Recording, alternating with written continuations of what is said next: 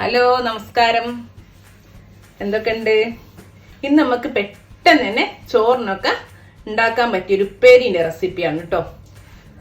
തോരൻ എന്ന് പറയാം. നമ്മുടെ ഉണക്കച്ചെമ്മീൻ പയർ തോരൻ. നമ്മുടെ വള്ളിപ്പയറില്ലേ, നീളമുള്ള പയർ വെച്ചു ഉണക്കച്ചെമ്മീൻ വെച്ചിട്ടുള്ള ഒരു ഉപ്പേരിയാണ് ഉണ്ടാക്കാൻ പോകുന്നത്. നല്ല അടിപൊളി ടേസ്റ്റ് ആട്ടോ നമുക്ക് ചോറിൻ്റെ കൂടെ കഴിക്കാൻ.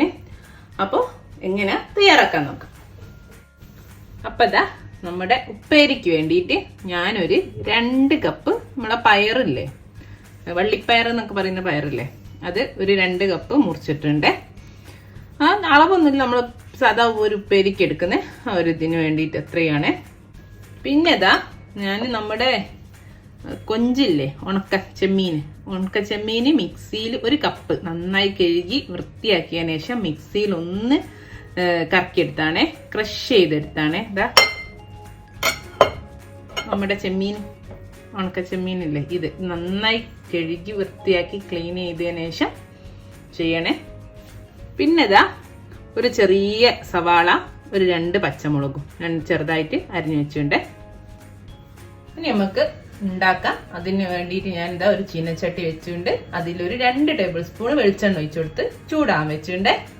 ഇനി ഇതാ നമ്മളെ വെളിച്ചെണ്ണ ചൂടാകുന്നുണ്ട്. അതിലേക്ക് 1 ടീസ്പൂണ് കടുക് ഇട്ട് കൊടുക്കുകയാണെ. കടുക് പൊട്ടി വരുമ്പോൾ നമുക്ക് ഇത്തിരി കരിവേപ്പില ഇട്ട് കൊടുക്കാം. എന്നിട്ട് നമ്മൾ പയറില്ല ആദ്യം മുറിച്ചിട്ട് അത് ചേർത്തി കൊടുക്കേ.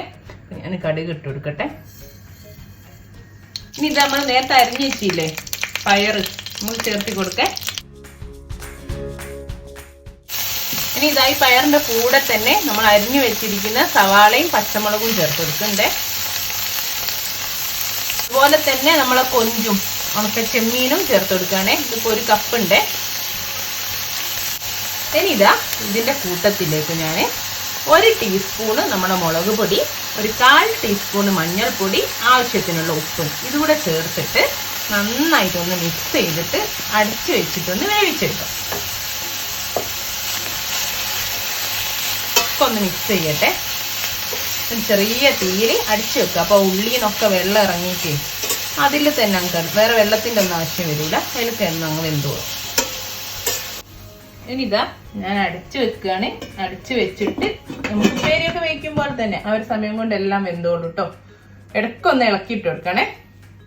ഇതാ ഇപ്പം ഏകദേശം വെന്തുണ്ട്. ഈ ഒരു സമയത്ത് വേണമെങ്കിലില്ലേ 1/4 കപ്പ് ചിരകിയ തേങ്ങല്ലേ ചേർത്ത് കൊടുത്താൽ ഒന്നുകൂടി ടേസ്റ്റ് ഉണ്ടാവും കേട്ടോ. ഞാനത് ചേർക്കുന്നില്ല, ഓപ്ഷനലാണ്, ഇപ്പം ചേർക്കുന്നില്ല. പക്ഷേ ചേർത്ത് കൊടുത്താൽ നല്ലൊരു ടേസ്റ്റാണ് കേട്ടോ. ഇതാ ഇത്രയേ ഉള്ളൂ. ഞാൻ തീ ഓഫ് ചെയ്തു കേട്ടോ. അപ്പോൾ നമ്മുടെ തോരൻ ഉപ്പേരി ഇവിടെ റെഡിയാണ്. ഇനി ഇത് ഇങ്ങനെ തന്നെ ചോറിൻ്റെ കൂടെ കഴിച്ചാൽ മതി. കണ്ടോ നല്ല അടിപൊളിയായി വന്നിട്ടുണ്ട്. ഞാൻ പറഞ്ഞല്ലോ അല്ലേ, ഇത് എല്ലാത്തിൻ്റെ കൂടെയും പോവും. ഇനി ഈവൻ ചപ്പാത്തിക്ക് വരെ ഇത് നല്ല ടേസ്റ്റ് ആട്ടോ കൂടെ കഴിക്കാൻ. അതേപോലെ നിങ്ങൾക്ക് വേറെ ബീൻസിൻ്റെ കൂടെ, അത് കേബേജിൻ്റെ കൂടെ, ചെറുപയറിൻ്റെ കൂടെ ഒക്കെ ഇട്ട് വെക്കാം. ഒക്കെ നല്ല ടേസ്റ്റാണ്. അപ്പം എല്ലാവരും ട്രൈ ചെയ്ത് നോക്കുക.